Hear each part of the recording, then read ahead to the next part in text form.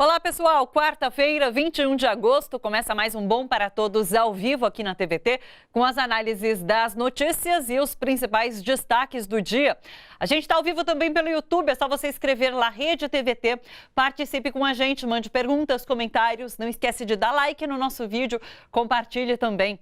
No WhatsApp o nosso número é o 11 99798 4042, acesse o catarse.me/TVT, que é o nosso espaço de financiamento coletivo. Você pode ajudar a TVT nesse momento em que outras vozes são essenciais para o debate. Vamos para as notícias? Vaza Jato. Deltan Dallagnol queria construir um monumento à Operação Lava Jato. Conversas reveladas hoje pela Folha de São Paulo mostram que o chefe da Força Tarefa de Curitiba pensou num projeto que representasse a Lava Jato e as 10 medidas contra a corrupção.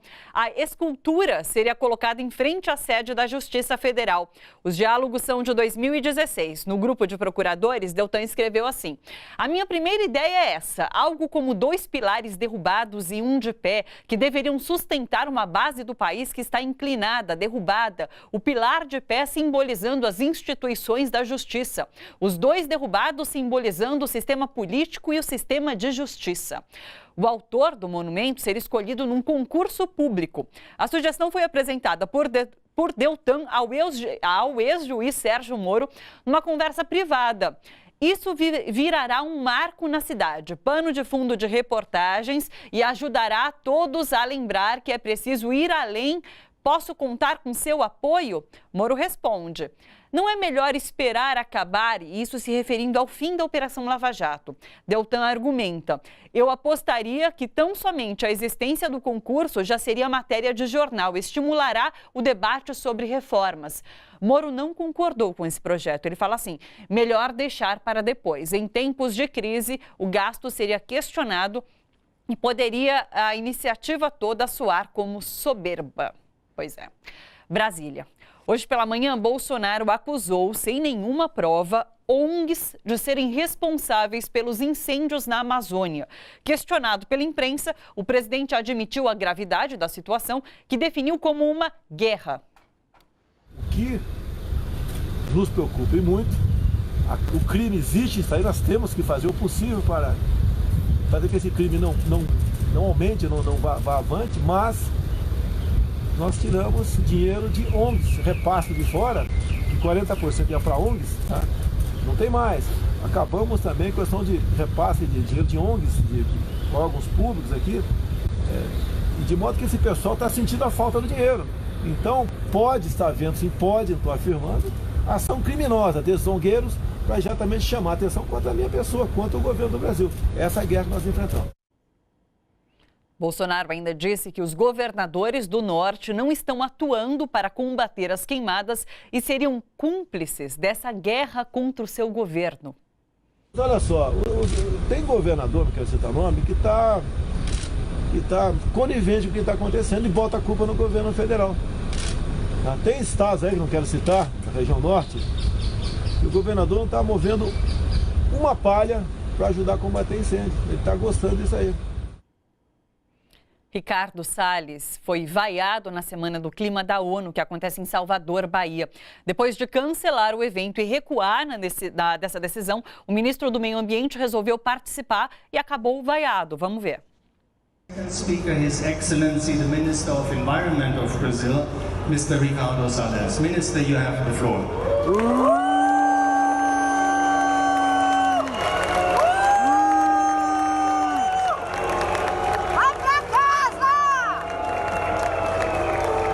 Bom dia a todos. Martin, obrigado pelas palavras. Prefeito Antônio Carlos Magalhães Neto. Eu queria dizer ao nosso prefeito... A Semana Latino-Americana e Caribenha de Mudança do Clima reúne 26 países e segue até sexta-feira. Bom, sobre essas notícias do dia, a gente conversa agora com o jornalista Leandro Fortes. Oi, Leandro, tudo bom? Tudo bom, Thalita? Como vai? Vou bem. Força de expressão esse tudo bem, né? Mas enfim. A gente insiste nisso, mas não vai nada bem. Nada tudo bem. Mal. Agora, sobre essa questão dos incêndios, dele botar a culpa nas ONGs, é um absurdo, é uma invenção, enfim. E eu li hoje uma coluna do Gregório do Vivier na Folha, e ele dizendo que é uma ingratidão. Isso porque a própria Folha de São Paulo noticiou há alguns dias que fazendeiros do Pará, eles elegeram um dia do fogo. E eles botaram fogo deliberadamente em áreas da mata para chamarem atenção, para mostrarem trabalho para Jair Bolsonaro. Então, além de tudo, é uma ingratidão por parte de Jair Bolsonaro não corresponder às pessoas certas esses incêndios. Thalita, não é há muitos anos, sobretudo os militares brasileiros, construíram essa fantasia de que existem ONGs na Amazônia, né, que roubam as riquezas, que destroem a Amazônia, e jamais foram capazes de citar uma única ONG, né, uma única ONG dessas que tenha feito de fato isso. Colocar a culpa nas ONGs é mais uma diatribe de Jair Bolsonaro, porque ele sabe exatamente quem está colocando fogo na Amazônia. São as mesmas pessoas que sempre destruíram a Amazônia, são os latifundiários. O latifúndio, ele é um crime por si só. Então, e na Amazônia, a ação dos latifundiários, a ação dos plantadores de soja, a ação dos pecuaristas, sempre foi de destruição. E eles fizeram esse dia do fogo, é verdade isso. Né? Essas pessoas apoiaram Bolsonaro. Agora, eu acho que o Bolsonaro pode estar dando um outro tiro no pé e fazendo com que os governadores do Norte acabem fazendo o mesmo que os governadores do Nordeste estão fazendo. Você sabe que os governadores do Nordeste criaram um consórcio e esse consórcio está ganhando peso e dimensão de um agrupamento econômico, para não falar numa ação separatista. E agora o Norte, que os governadores estão sendo acusados de uma maneira vil, de uma maneira irresponsável, de estarem cooperando com um problema que é do governo federal. O mundo sabe que essa destruição da Amazônia é resultado dessa política irresponsável do governo Bolsonaro em relação ao meio ambiente. Não é à toa que o ministro Ricardo Salles foi vaiado ininterruptamente nesse evento que está acontecendo em Salvador. Você acha que a população está percebendo de alguma forma a gravidade dessa situação? Porque a gente teve aquela tarde escura aqui em São Paulo. No Twitter também a hashtag hoje Trend Topic é Pray for Amazônia, reze pela Amazônia, enfim. Você acha que está tendo alguma forma de comoção da população? Não, acho que não. Thalita, a gente tem que admitir que nós nos tornamos um país abúlico, sem vontade, um país inerte. A população, se estivesse reagindo, estaria nas ruas. São Paulo foi coberta por uma nuvem negra. Se isso não foi capaz de mobilizar as pessoas em relação ao que está acontecendo, eu acho que só se tiver uma bomba igual a Hiroshima, que aí não sobra mais ninguém mesmo. Porque o nosso problema é que nós estamos cada vez mais reféns dessa sensação de que só o mundo vai poder nos ajudar. Nós não temos reação interna, as Forças Armadas não servem mais para absolutamente nada, entregaram a Embraer, acabaram de entregar hoje a base de Alcântara, né? Entregaram o pré-sal, estão destruindo a Amazônia e essas Forças Armadas estão caladas, estão impávidas, sem nenhum tipo de reação. Na política, nós temos também um Congresso Nacional absolutamente servil em relação ao presidente da República, que já cometeu dezenas de crimes de responsabilidade. Lembrando que a Dilma sofreu um processo de impeachment sem ter cometido crime de responsabilidade. Esse cara, esse psicopata, ele já cometeu dezenas de crimes de responsabilidade. Ele fala estultices diariamente e não há nenhuma reação. Nós não estamos reagindo, não há uma população reagindo, há uma população, pelo contrário, anestesiada e que bate palmas para essas loucuras. Basta ver o que o governador do Rio de Janeiro fez naquela história do sequestro na ponte Rio-Niterói, né? Saiu pulando, feito um débil mental, né? na ponte, comemorando o assassinato ainda que numa ação policial que eu considero correta, de um maluco, mas nós não estamos reagindo. A população, eu acho que não está. Essa coisa de estar nos trend topics do Twitter, a gente sabe que essa população que vive no Twitter é muito diferente da que habita o mundo real. Sim.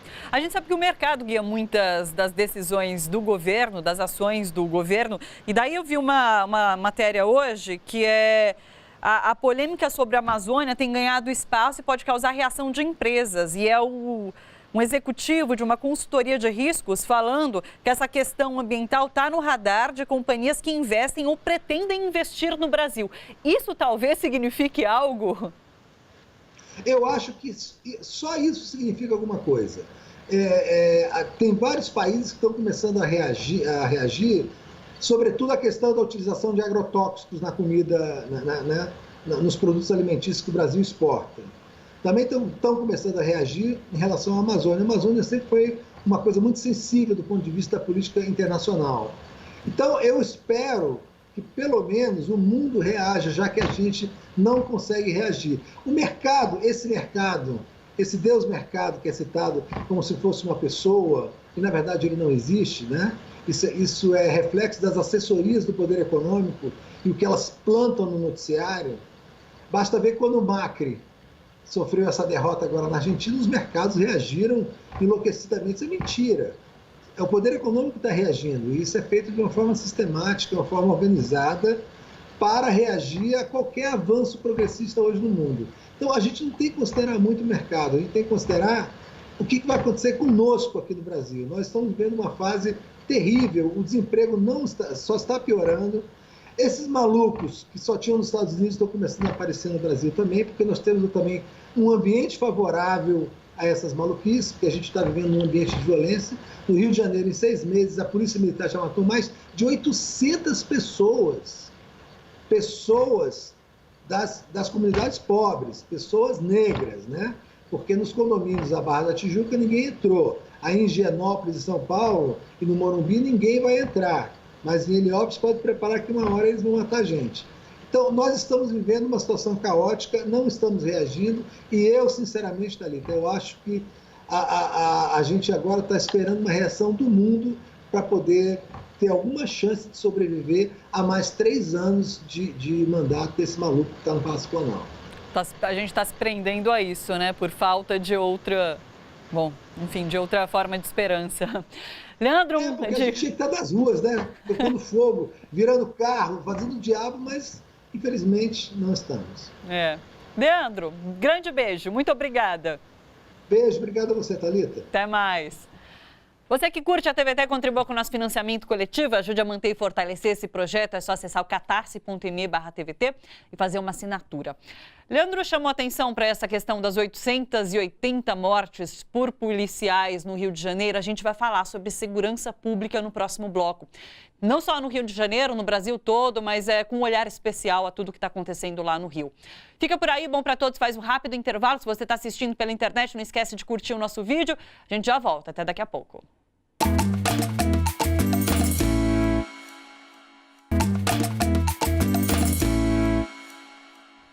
Bom para todos, de volta ao vivo. O vigilante William Augusto da Silva, de 20 anos, foi morto ontem após manter 37 pessoas reféns dentro de um ônibus na ponte Rio-Niterói. O governador do Rio de Janeiro, Wilson Witzel, pousou de helicóptero no local depois do fim do episódio, comemorou o resultado com pulinhos, socos no ar. Ele nega ter festejado a morte do sequestrador, mas relacionou a ação da polícia à política de confronto com facções criminosas que ele adotou em comunidades do Rio de Janeiro desde que assumiu o cargo. Lembrando que a letalidade policial no estado, durante os primeiros 6 meses do governador, foi a maior em 17 anos. Sobre segurança pública, a gente conversa aqui no estúdio com o advogado criminalista Marcos Guimarães Soares, conselheiro e presidente da Comissão de Segurança Pública da OAB São Paulo, e o delegado Davi Pimentel Barbosa de Siena, professor de Criminologia da Academia de Polícia de São Paulo, coordenador do Observatório de Segurança Pública da Universidade Municipal de São Caetano do Sul. Sejam muito bem-vindos, pessoal. Muito obrigada pela presença. Obrigado. Vocês acham que, de certa forma, o Witzel ele se apropriou desse drama, desse sequestro, para legitimar a política de segurança pública que tem sido desenvolvida no Rio de Janeiro e com esse grande problema desses números que mostram 881 mortes nesses primeiros 6 meses de governo por policiais e principalmente nas periferias lá que são nos morros, nas favelas, nas áreas de maior vulnerabilidade. É uma certa apropriação e que não mostra nenhum êxito em contrapartida com a política de segurança que ele apresenta. Bom, boa tarde a todos. Eu acho que no primeiro momento, se você analisar especificamente a situação de ontem, eu considero a ação policial perfeita. Sim. Se é que é possível falar em perfeita com uma morte, né? Mas para a situação ali que tinha, eu acho que foi perfeitamente cabível aquela situação, até para se evitar o que ocorreu alguns anos atrás no ônibus 147, se não me engano. 174? 174, sim. Então, e obviamente que isso faz parte também, aproveitou-se de uma forma até que natural, mas para a promoção dessa política de enfrentamento do governo do Estado do Rio. Sim, Davi? Eu acredito que foi uma medida excepcional, Sim. Né? E só que a gente não pode tratar a exceção, levar a exceção a se tornar a regra, né? Sim. Porque as políticas públicas, elas são feitas de regras, né? Não de exceções. Então, claro, era razoável aquela intervenção, ela era necessária, mas a gente não pode pensar agora, né? O que fazer no próximo passo, né? Pensar que a política pública do Rio vai ser pautada, né? O dia a dia dos policiais nesses casos que são exceções, né? São exceções. O último caso, como o colega lembrou, foi um caso de 2000, né? Então, Sim. Esses casos de tomada de reféns, né, em coletivos, são casos excepcionais e que, assim, devem ser tratados como exceção, né? Medidas excepcionais. E a política pública deve se pautar pela regra, né? Pela norma, pela Constituição, não pelo estado de exceção, né? Sim. Porque quando eleito, ele fez aquele discurso de colocar snipers para atirar na cabecinha das pessoas que portarem fuzis, enfim, ele teve aquele discurso. E agora, nesse momento em que a ação foi exitosa e teve isso que ele já comentava lá no passado, né? Foi uma prática já comentada por ele no passado. De certa forma, parece que ele quer legitimar o uso em outras regiões. Como você falou, é exceção, não pode virar regra. Mas parece que ele tenta tornar isso regra. E essa é a política de segurança pública que ele pensa em desenvolver e que já tem desenvolvido no Rio de Janeiro. É acertado isso? Quais os resultados? A gente já vê a curto prazo qual é o resultado. E a médio e a longo prazo? Qual é o resultado da adoção de uma política de segurança como essa? Bom, o que eu acredito é o seguinte, primeiro tem um viés eleitoral nessas frases, Sim. nesses exageros, enfim. O que eu tenho visto e acompanhado na questão da criminalidade no Rio é que também os índices de crimes vêm baixando, quase todos, né? Então, de alguma forma, a população parece gostar, né? O que tem que tomar cuidado, obviamente, são com as truculências, com os exageros, né? Que o trabalhador tem que ser respeitado, a periferia, né? Os direitos humanos, isso nunca pode ser descartado. Sim. Mas, obviamente, que surgirão aí questões como essa, questão excepcional, como o doutor falou aqui do meu lado, que até na lei são tratados como exceção, porque é uma legítima defesa de terceiro. Sim. Na verdade, é o que legitimou ontem a ação do policial. Sim. Parece muito pautado numa política do medo, né? De você mata e para a população se sentir mais segura, mas daí você mata uma pessoa que está com uma suposta arma e, na verdade, há algumas semanas era uma chuteira que estava na mochila da pessoa, do menino, e depois dessa vez era uma arma que era de brinquedo. Então é muito pautado numa política do medo, parece. Eu reflito muito se o que está sendo implementado lá é uma política de segurança pública ou se é uma necropolítica, né? Porque me parece muito mais que aquilo que estava ali latente, que as pessoas tinham vergonha de dizer, hoje as pessoas dizem de forma desenvergonhadas, né? Elas admitem, né, abertamente, como é o caso do governador Witzel, né, a possibilidade de você atirar na cabecinha. Então, está em curso, sim, a meu juízo, uma necropolítica, né? Não penso que seja uma política de segurança de verdade isso aí, né? Eu acho que é uma questão mesmo de política de extermínio de certas populações aí, né? E, enfim, é perigoso. A gente tá indo para um caminho a despeito, né, da queda de alguns indicadores, né, criminais, como um colega disse, né, que, de certa forma, acaba dando uma legitimidade para a comunidade acaba falando, olha, estamos indo para o caminho certo, né? Mas a história mostra que isso aí, lá na frente, a gente vai pagar um alto custo, né? Exatamente. A médio e longo prazo, qual é o resultado de uma política como essa? A história brasileira, ela é feita disso, né? Então, eu penso que a gente vai pagar um custo bem alto ainda, né? Porque esse estado de exceção, quando você acorda ele, né? Quando ele perde a vergonha, né? Aí a gente conhece a face mais perversa, mais tirana do Estado, né? E aí a história está cheia de exemplos aí. Sim, porque inclusive no Rio de Janeiro existem vídeos circulando nas redes de helicópteros atirando contra populações, moradores. Inclusive está no ar, a gente estava vendo, inclusive. E ontem a gente noticiou um vídeo de um helicóptero passando e jogando uma suposta granada. A moradora fala, né? Estão jogando uma granada. É um artefato explosivo que cai de um helicóptero e explode ali. Isso não é aceitável, é? Não, me parece que não. Eu não vi isso aí, né? Mas se for uma granada, me parece que não. Sim. Vamos para nível federal, então. Segurança pública a nível federal. Quando o ministro Sérgio Moro assumiu, prometeu algumas medidas, encaminhou um projeto de lei anticrime para para passar pelo Congresso. Esse projeto está sendo adiado, a tramitação dele. Maia falou já em mais 30 dias para poder começar a votar esse projeto, analisar esse projeto. E, por enquanto, parece a única medida apresentada em termos de segurança pública no país. Como vocês têm visto a discussão sobre segurança pública no país? Bom, com relação ao pacote anticrime, ele está sendo discutido ainda, né? Teve uma discussão no começo, se era constitucional, se não era, e agora está passando lá pelas comissões, se eu não me engano, a Comissão de Constituição e Justiça da Câmara, onde eles estão analisando ponto por ponto do projeto, né? O que a gente já sabe é que, dentre as medidas lá sugeridas ou propostas, algumas já caíram, como, por exemplo, aquele plain bargain, que era o acordo para não se ter o processo, né, entre as partes, com o advogado, o Ministério Público. Isso aí já não faz mais parte do pacote. E também uma que é muito importante, que é a tal prisão em segunda instância. Essa, sim, é uma questão muito mais discutível ainda, né? Que está no STF, inclusive, também, Isso, né? Então tem uma discussão no STF, eles retiraram do pacote. E tudo indica que o governo vai propor uma proposta de emenda complementar, aí, né? Sim. Constitucional, desculpa, uma PEC. Sim. Inclusive, teve um debate recente sobre esse projeto anticrime e uma advogada dos Estados Unidos de uma organização internacional falou assim, olha, vocês estão copiando um modelo que não está dando certo nos Estados Unidos, porque em relação ao encarceramento, lá existe um encarceramento em massa de uma população muito específica, pobre, negra, e o mesmo que está acontecendo aqui no Brasil. Então, ela fala, não está dando certo esse projeto que está em tramitação e que vocês estão pensando em adotar. Como que você vê esse projeto, Davi? Eu acho que o grande problema dele ele tem uma omissão grave, né, a meu juízo, que é a questão da investigação criminal, né? Eu acredito que o grande problema do campo aí do sistema de justiça criminal é a ineficiência da investigação criminal. Nós temos índices baixíssimos de esclarecimento, né, inclusive de homicídios, né, que a gente estava tratando agora há pouco.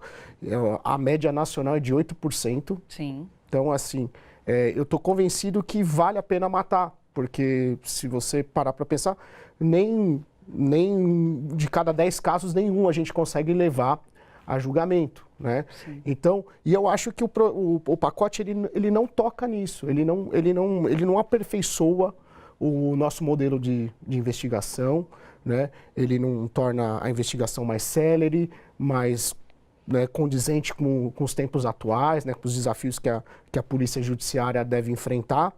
Então, eu acredito que ele é um projeto que, assim, ele vai gerar um efeito simbólico, é produto mais de um direito penal, processual penal simbólico, né, que atende, sim, aos reclamos de uma parcela da sociedade, mas que de efeitos práticos mesmo, né, na operacionalização do sistema de justiça criminal, a Polícia Judiciária vai continuar funcionando da mesma forma e a gente sabe como é que é, de uma forma ineficiente, né? Sem conseguir levar os criminosos aos bancos dos réus.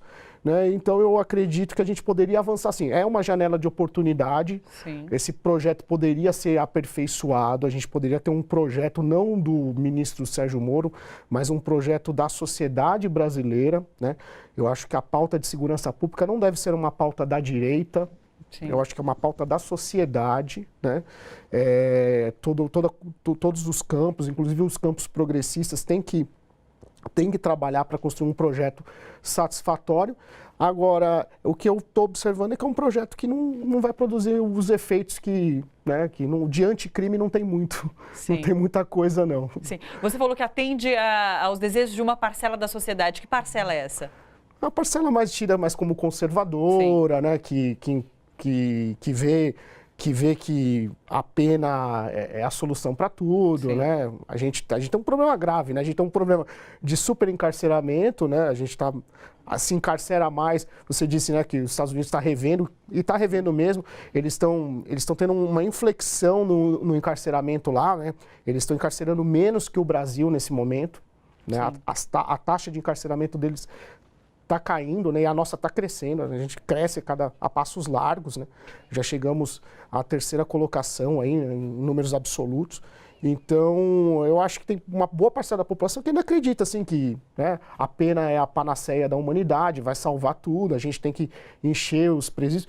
E aí acontece o que aconteceu em Altamira, enfim, aí a gente a sociedade precisa perceber que o que acontece no presídio, na penitenciária, né, gera reflexos aqui fora, né? Sim. Que aquilo que ocorre lá dentro, né, não é entulhar, né, não transformar a cadeia num depósito de indesejáveis. Isso não vai resolver o problema da segurança, não torna ninguém mais seguro, né? Sim. Porque a gente precisa de uma polícia inteligente, uma polícia ágil, que elucide os crimes, né?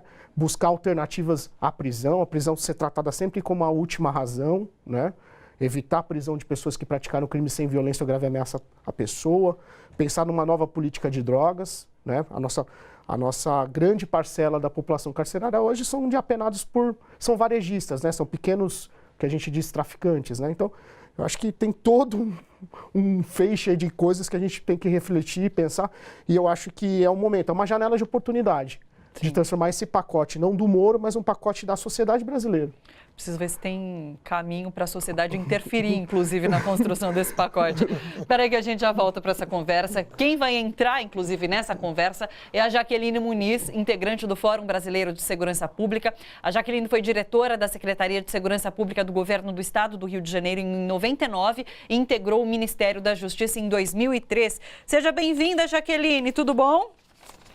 Olá, boa tarde para você, para todos aí, os seus telespectadores. Um prazer te receber aqui, Jaqueline. Deixa eu te falar uma coisa, governador Witzel, vamos voltar para o Rio de Janeiro. Ele venceu então as eleições de 2018, prometendo dar carta branca aos policiais, defendendo que criminosos armados com fuzis deveriam morrer, deveriam ser atingidos na cabecinha. E é uma promessa que ele vem reafirmando desde a sua vitória e vem cumprindo, né? Como você tem visto a atuação do Witzel aí no Rio de Janeiro? Quero saber de você que fica aí no Rio de Janeiro, inclusive. Então, a primeira coisa importante é que o governador foi eleito para ser governador. Ele não fez concurso para a polícia. Portanto, quando ele brinca de Power Rangers ou de comando e em ação ali na esquina, ele deixou a cadeira vazia de governo. Não existe cadeira vazia. Alguém no Guanabara senta e governa no lugar dele. Eu imagino que esse tipo de atitude, né, pode ser produto de uma espécie de ingenuidade, de ignorância ou mesmo de oportunismo. Porque, na verdade, né, quando você se deixa encantar pelo canto da sereia policial, pelos alisadores audazes de maçaneta, você perdeu a capacidade de governar os meios de força. Portanto, eles te algemam. Você fica refém e rifado. Ora do sobe e desce do elevador da violência. Ora você vai comemorar, ora você, né, a fatura vai bater na tua porta, como bateu semana passada com as mortes, né, de jovens. Quer dizer, nem Bíblia na mão, nem camiseta de projeto social, nem chuteira no pé é capaz de proteger um jovem das periferias, não branco, né, e pobre, da mira de um fuzil. As palavras, né, letais do governante produzem licenciosidades ilegais informais e clandestinas na esquina. Fica todo mundo com peito de pombo, com síndrome de pequena autoridade, pagando moral na esquina para qualquer um, não apenas a polícia. Correto? A polícia é uma organização profissional.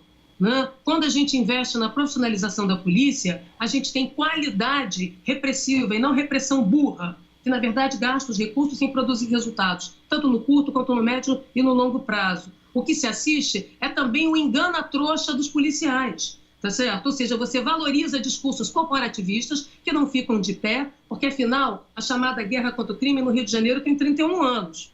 Que resultado produziu? É curioso que aqui existem os piores bandidos da humanidade. Parece que todos os monstros, assim como os Godzillas estão em Nova York, os principais monstros criminosos do Brasil estão no Rio. Curiosamente, todos presos. E segue continuadamente a guerra contra o crime, que na verdade nada mais passa do que de um marketing macabro, de uma crise política, uma crise fabricada que visa produzir governo com o crime e não contra ele, porque a economia política criminosa no Rio de Janeiro, que não é vender e cheirar pó de mármore, tem alimentado trajetórias eleitorais e não é de agora. E o calendário dos grandes eventos, desde 2008, precipitou esta farra da segurança pública. No Rio de Janeiro, o policial é uma espécie de zumbi de policiamento, de patrulhamento. Ele tem duas carteiras. A primeira, a de policial. A segunda, de atestado de óbito, que ele não sabe quando ele vai usar, mas que naturalmente é certo que isso vai acontecer. Na verdade, as polícias do Rio de Janeiro, em especial a polícia militar, é feita de não brancos, moradores da periferia que começaram a trabalhar aos 12 anos de idade.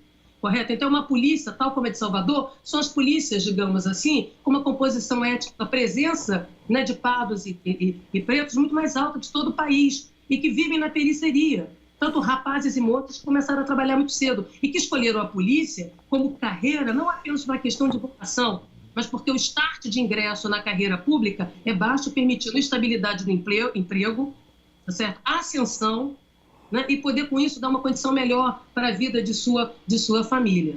Então, na verdade, essas bravatas, que são bravatas de ocasião, o indivíduo funciona como uma espécie de flanelinha da esquina. Agora vai, agora não, agora vai. E esse tipo de ingerência maximiza a qualidade decisória e tática da polícia na esquina, seja da ação convencional, seja da ação especializada, porque o estado da arte da polícia é reduzir em tempo real incerteza, risco e perigo, e não esquentar a chapa. Então, esse tipo de ingerência, ele vai alterando o tempo decisório da polícia ali, maximizando as chances de abuso de autoridade, desacato de autoridade e, evidentemente, de vitimização de toda sorte. Isso foi diferente, como você pode responder, do que aconteceu ontem no sequestro. Há ali uma avaliação, uma accountability a ser feita e há como medir a eficácia, eficiência e efetividade. Para quem tem interesse, eu própria como pesquisadora, na minha área de doutorado, 20 anos atrás, fui estudo de polícia, sou professora da Universidade Federal Fluminense, do primeiro bacharelado em segurança pública das universidades federais. Temos quase 30 anos de produção de pesquisas e conhecimentos,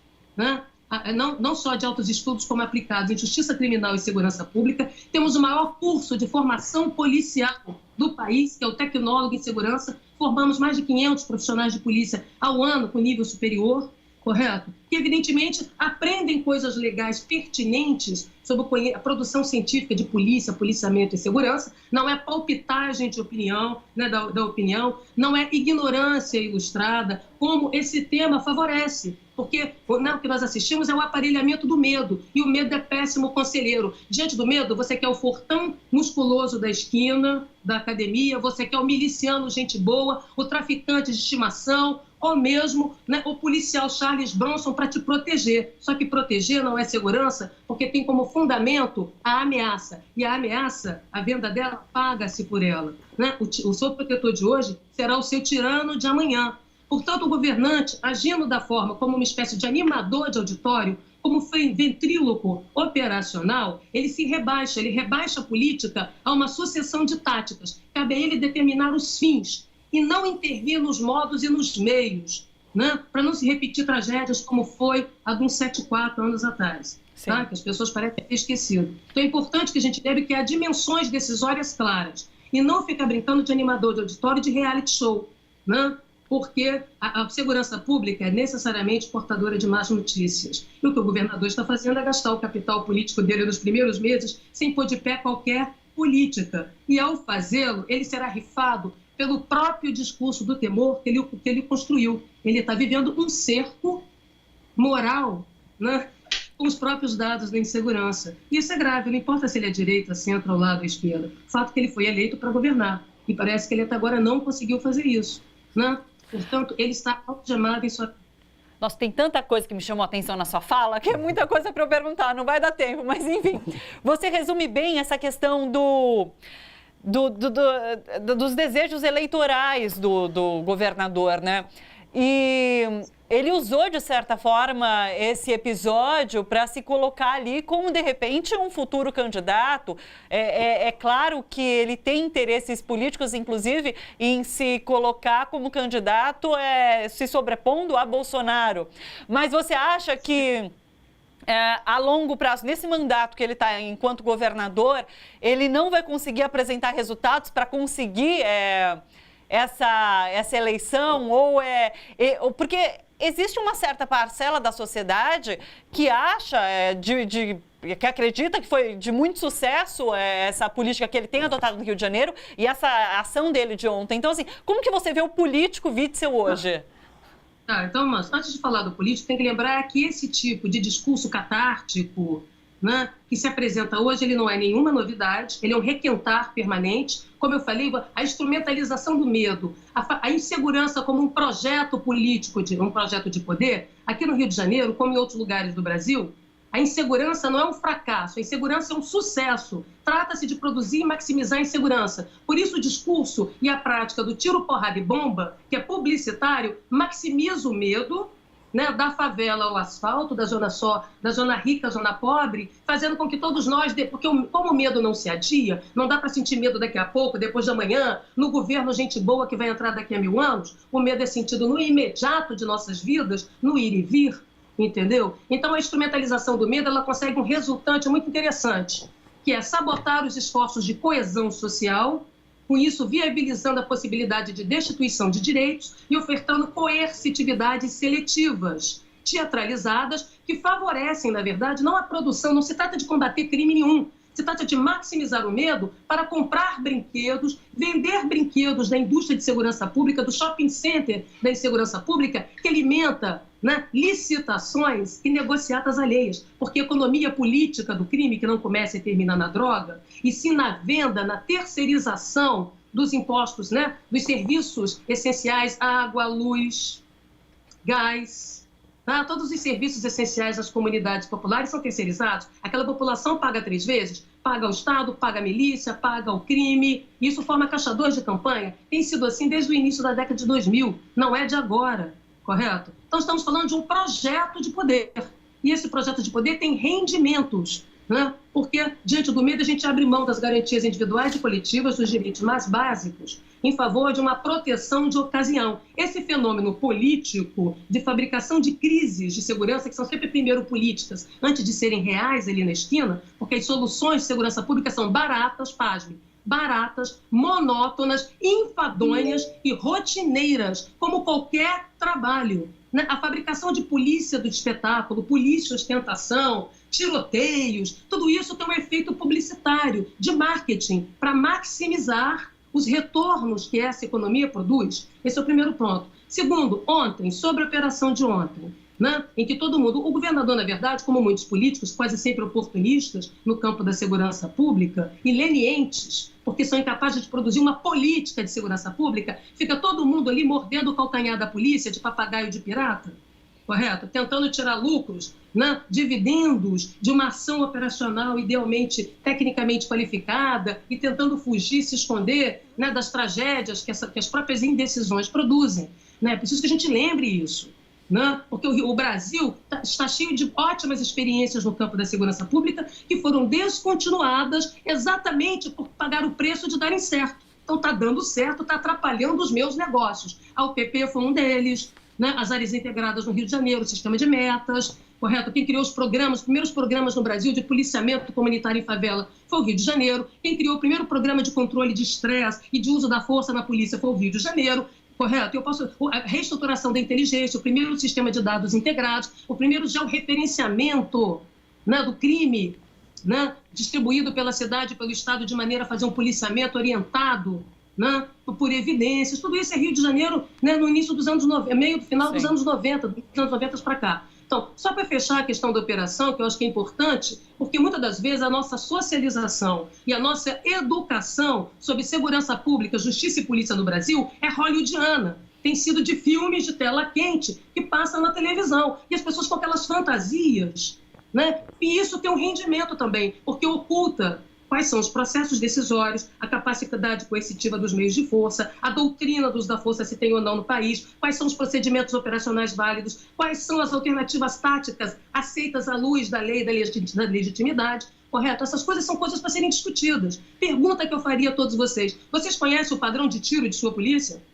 Qual é a taxa de acerto de tiro defensivo, que não existe James Bond, licença para matar, da sua polícia por modalidade de tiro e modalidade de armamento? Porque, afinal de contas, o estado da arte da polícia é usar da força potencial e concreta em armamentos menos letais e letais em qualquer circunstância, preventiva, dissuasória ou mesmo repressiva. Ok? Sim. Nós sabemos quais são os controles, quem autorizou o uso desses armamentos, porque isso é autorização da sociedade. Quem decide a capacidade coercitiva da polícia em qualquer democracia somos nós. Ontem, o que aconteceu, que eu queria fechar a minha fala, me desculpa. Ponto 1. A polícia aprendeu com o 7-4. O 7-4 virou um reality show, ficou um governante falando pode, não pode, agora vai, agora não, correto? Isso tudo interferiu na tomada de decisão em tempo real. Eu gostaria de lembrar que uma tomada de decisão policial é de menos de 2 segundos. Não dá tempo de fazer seminário, slow motion, não. Então, essa é a primeira coisa. A polícia chegou ali, esgotou os meios de negociação, correto? Que é o necessário. Né? É um grupo, ali dentro, ela não pode pagar para ver, ela tem que dispor em 360 graus de sniper, cuja razão de ser do sniper é ser um cirurgião que faz um corte preciso. Por isso não há tiroteio, é um tiro defensivo diante do enquadramento e da pisada desse tiro, correto? E essa decisão tem que estar posta antes, as alternativas de negociação, e se o indivíduo está sob transtorno emocional ou sofrimento psíquico, isso é um comprometedor, é um complicador, porque ele é incapaz de acompanhar de forma continuada o comandamento da polícia. Por outro lado, 39 pessoas ali dentro, alguém pode passar mal, ter uma crise de pânico, gritar, entrar em desespero, e tudo isso afeta o processo decisório. Por isso que quanto mais o tempo passa, e foram quase 4 horas, mais você vai multiplicando desvantagens táticas. A razão de ser é tomar, naquele momento, a decisão de atirar foi uma decisão adequada, o juízo tático estava adequado do ponto de vista da doutrina policial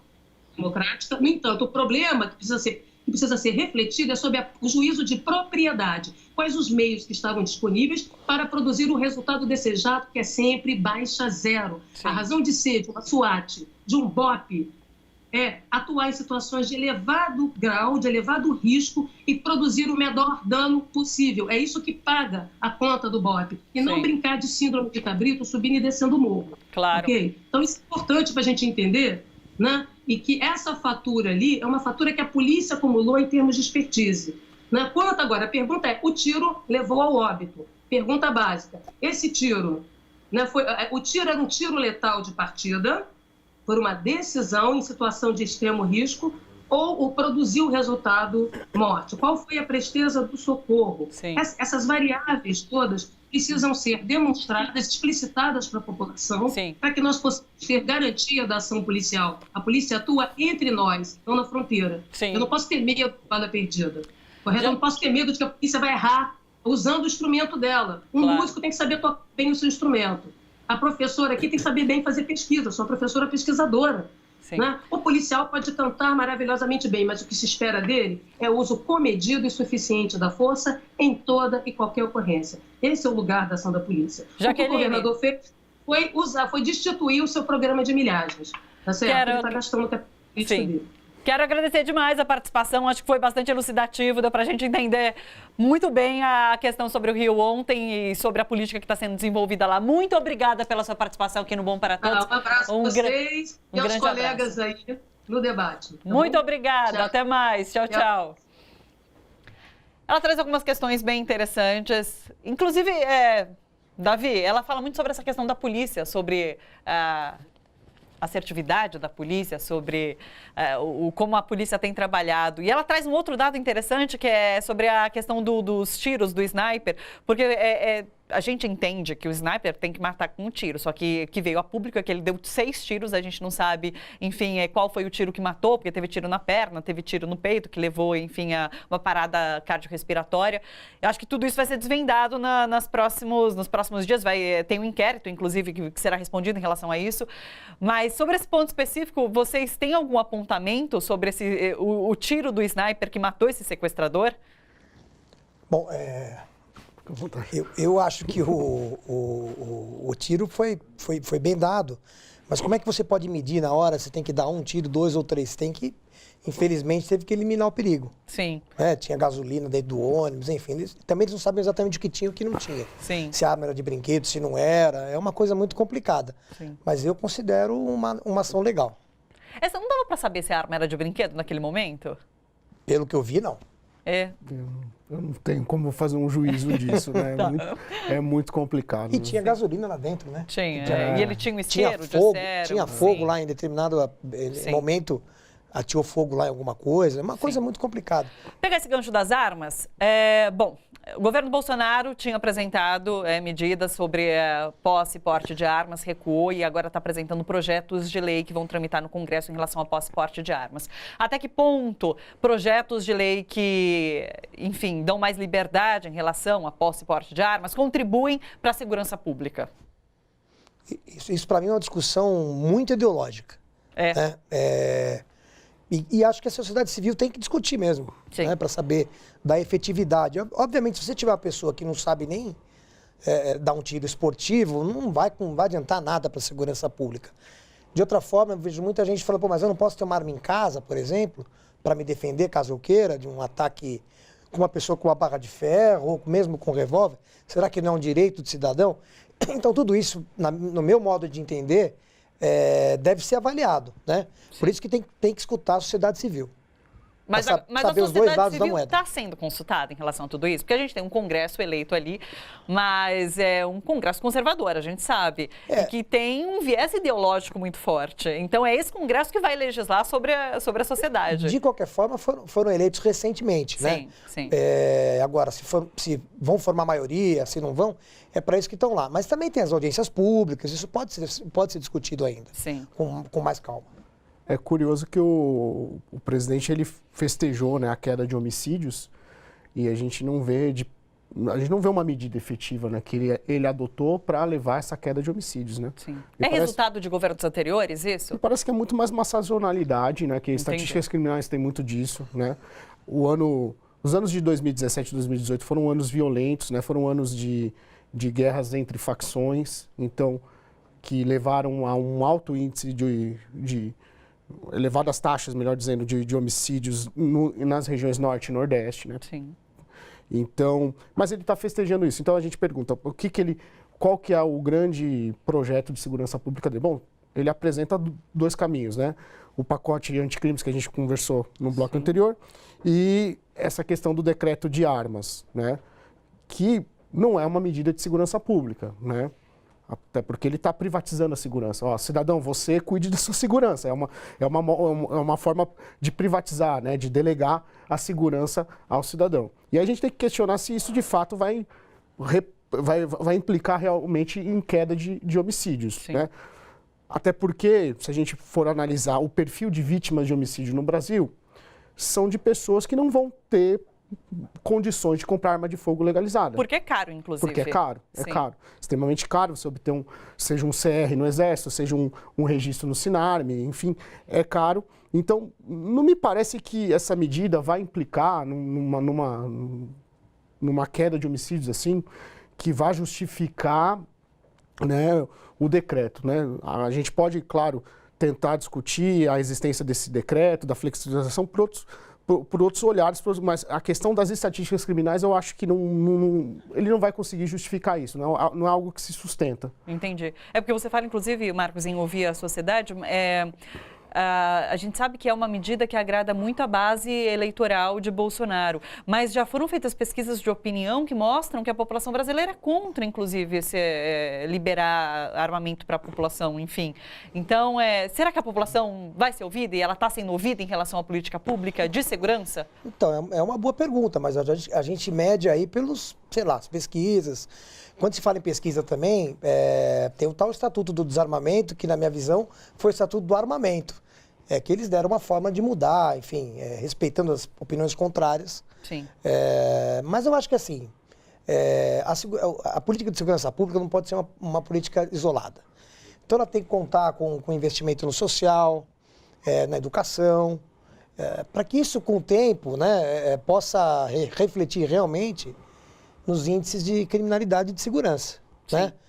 Obviamente que tem que ser tomadas medidas mais drásticas ou mais urgentes, vamos dizer assim, melhor dizendo, logo de pronto. Sim. Mas o importante que eu acho realmente é você investir na base, ou seja, no social, na educação, para que você possa realmente, lá na frente, investir menos em segurança, ter um povo mais bem educado e com mais condições de... Mas isso também não está sendo feito.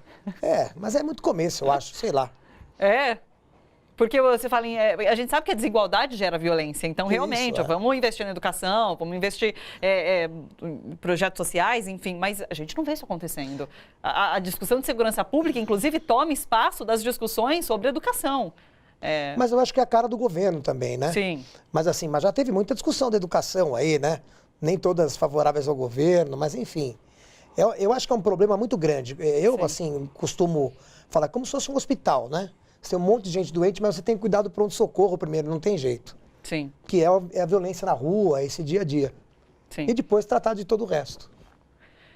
Davi acha que a gente está está guiando a discussão sobre segurança pública por um caminho interessante ou... Volta ao ponto da janela de oportunidade. A gente está perdendo, né, a oportunidade de, enfim, trabalharmos com uma prevenção primária, né, como ele disse, a questão da educação, enfim, que realmente o Estado está deixando muito a desejar, né, o Brasil como um todo, o país como um todo. Então a gente não vê o estado de bem-estar social, que veja, a primeira medida que você deve adotar para conter a criminalidade, ele está ruindo, né? Então, já começa aí o problema. E aí, quando você parte para uma prevenção secundária, a polícia tem lá seus problemas, né? Como eu já abordei, a questão da investigação realmente está deixando a desejar, né? A polícia não está conseguindo prevenir, muitas vezes a contento, o crime. E aí, quando você vai para uma prevenção terciária, que seria o Estado penal, né? A gente vai ver que o Estado ele não está conseguindo ressocializar esses presos, né? Nem tem como naqueles espaços, né? Naqueles depósitos de carne humana. Então, a gente falha nos 3 momentos, né? Então, eu acredito que um pacote de segurança pública sério, né? Ele tem que dar conta disso tudo. Se o crime é um fenômeno complexo, multidimensional, né? Ele tem que dar conta dessas 3 formas de prevenção, né? Eu acho que ninguém faz nada sozinho, a polícia não consegue dar conta do recado sozinho, muito menos as prisões, né? A sociedade também não, né? Eu acho que a gente precisa da articulação dessas 3 formas de prevenção, né? Um pacote de crime que considere de verdade o crime como algo multifatorial, multidimensional. Sim. Mais uma pausa rapidinho. Na semana passada, o Ministério da Justiça divulgou dados que apontam queda de 21,2% no número de homicídios nos primeiros 4 meses de 2019. Isso comparado ao mesmo período de 2018. De acordo com o governo, houve queda em toda a modalidade de violência. Latrocínio, que é o roubo seguido de morte, caiu 23,8%. Casos de estupro caíram 13,6%, só para citar alguns dados dessa pesquisa. Para a gente entender melhor esses números, a gente conversa agora com a juíza federal de Santa Catarina, Cláudia Dadico, doutora em ciências criminais. Olá, Cláudia, seja muito bem-vinda. Olá, boa tarde a todos. Muito obrigada pelo convite. A gente que agradece, Cláudia. A gente até comentava um pouco em relação a esses números. O governo pode adotar como resultados de ações suas ou não? Bem, em primeiro lugar, né, gostaria também de complementar um pouquinho a minha qualificação. Também sou membro da Associação Juízes pela Democracia, né? É uma associação que também tem discutido bastante esses temas. Acredito que é precoce, é muito prematuro que o governo coloque para si algum tipo de êxito em políticas de segurança pública só com base nesses índices dos 4 primeiros meses, né? Como foi bem pontuado aqui pelos convidados antes da minha fala, a questão da segurança pública é muito complexa, é muito sazonal, interfere com muitos elementos que às vezes estão fora do governo. Então, de fato, ele comemorar como um êxito seu é prematuro. Além do mais, a questão da segurança pública, a grande massa de medidas, né, referentes à segurança pública se situa na esfera dos governos dos estados, né? A atuação do governo federal aí ela é subsidiária, ela é mais uma atuação de orientação geral, ela não é efetivamente a esfera de competência, a esfera de poder diretamente envolvida com a segurança pública. Tem um dado interessante que eu estava lendo, que é inclusive em relação ao Rio de Janeiro, por exemplo, ele não estava apto a receber recursos federais para a segurança pública, do Fundo de Segurança Pública, porque o Estado precisa criar um conselho para tratar dessas verbas repassadas. Isso não é só no Rio de Janeiro, não. Vários estados não recebem essa verba por conta de não ter criado esse conselho para discutir, um conselho para, inclusive, dar mais transparência ao uso dessas verbas. Os estados são atrasados, porque é uma verba que poderia já estar sendo implementada na segurança pública, né? Com certeza. E, na verdade, o que temos sentido, e aí não só por parte do governo de alguns estados, mas também no governo federal, é uma certa aversão aos conselhos, né? Uma Sim. certa aversão à participação da sociedade civil em diversas áreas, e aí não só na segurança pública, mas também em outras, como educação, saúde, enfim. Né? Uma das primeiras medidas do governo federal foi a desativação de conselhos indiscriminadamente. E isso vai na contramão exatamente do melhor desenho de políticas públicas. Não existe nenhuma política pública que seja bem concebida, desenhada e executada sem a participação efetiva da sociedade civil.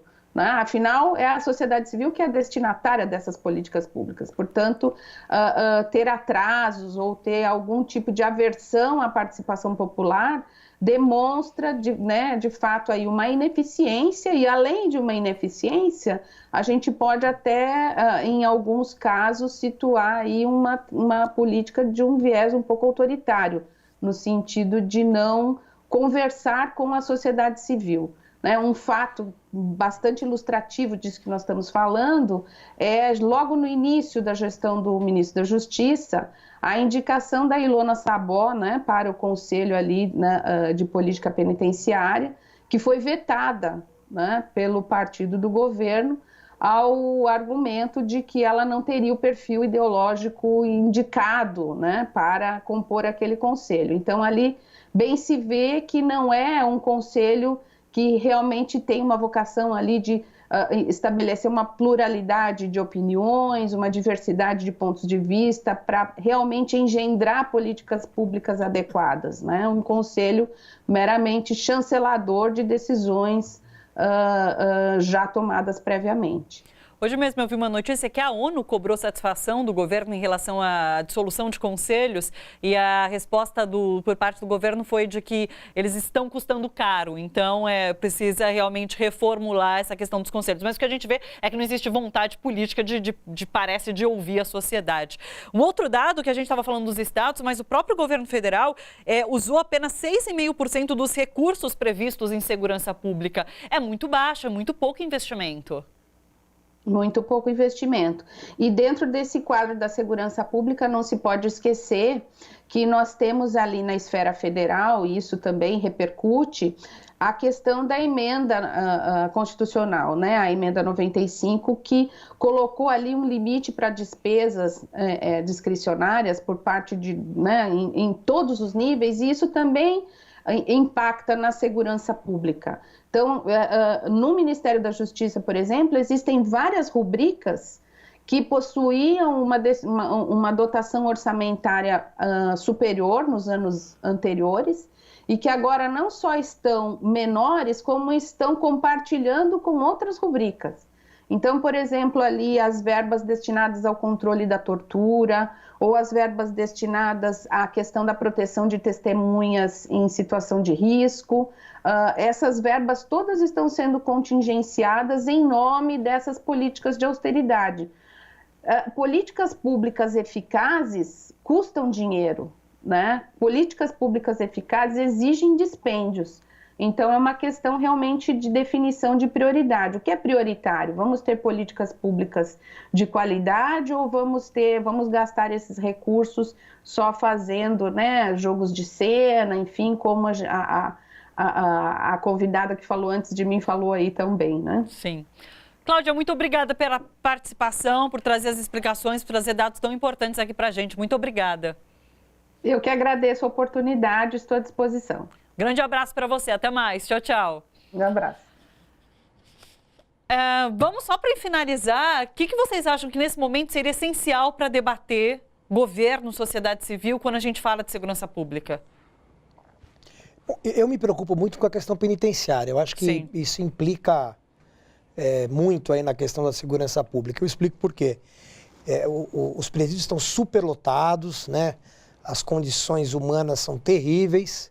Eu acho que isso aí mereceria uma atenção especial do governo, dos estados, porque uma das funções da pena seria a ressocialização, além de punir, obviamente, né? Mas não dá para ressocializar ninguém do jeito que está o sistema. Sim. Infelizmente, a pessoa vai ser encarcerada, às vezes até sem motivo, né? Teria uma alternativa, enfim. Mas isso quando acontece, a pessoa vai para o sistema, quando ela volta pior. Pior que é um debate que só acontece quando a gente ouve notícias de massacres. Daí esse tema do encarceramento volta à mídia, porque fora disso a gente não ouve debate. Aqui então, a gente tem, é importante falar. Eu acho que teria que ter uma preocupação maior, até da política de direitos humanos, com relação à penitenciária. Sim. Davi? Antes que eu me esqueça, eu queria deixar um abraço para os meus alunos da USCS, né, e também para os colegas lá da Academia de Polícia.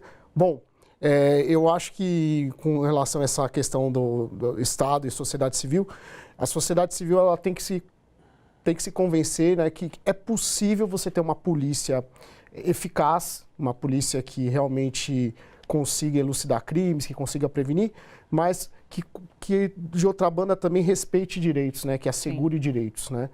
Não por acaso, os lugares mais seguros do mundo são lugares em que a cidadania, os direitos fundamentais do cidadão são os mais respeitados, né? Eu não conheço lugar do mundo em que você tem os direitos fundamentais desrespeitados e que sejam países desenvolvidos, eu acho que não é por acaso, né? Então, eu acho que aqui no Brasil, por conjunturas históricas, políticas, a gente associa muito assim, a gente só vai ter uma polícia, a gente só vai ter, parece que são coisas excludentes, a gente tem que escolher ou ter segurança, ou ter direitos, ou ter liberdades.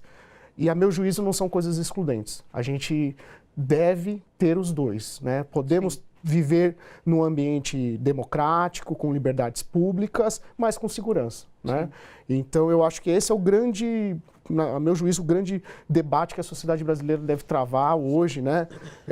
Também com o parlamento, enfim, tentar trazer isso, né? Trazer, sim, políticas públicas de segurança, profissionalização do policial, como as colegas afirmaram, eu acho que é muito importante, mas, sobretudo, também assegurando direitos, né? A gente não pode pensar numa segurança pública violadora de direitos. Sim. Né? Claro. Eu acho que isso é fundamental. Pessoal, agradeço demais a presença de vocês. Muito obrigada. Obrigado. Muito obrigada. Obrigado. Até a próxima. Bom, para todos ficar por aqui, lembrando que você também pode assistir ao nosso programa em reapresentações hoje às 11 horas da noite, amanhã às 9 horas da manhã, isso de segunda a sexta. Você que acompanha pelo YouTube, não deixa de dar o like, pelo Facebook também, se você quiser compartilhar também. Pessoal, é isso. Até amanhã, um ótimo final de tarde e o Bom para Todos volta na quinta-feira. Até lá.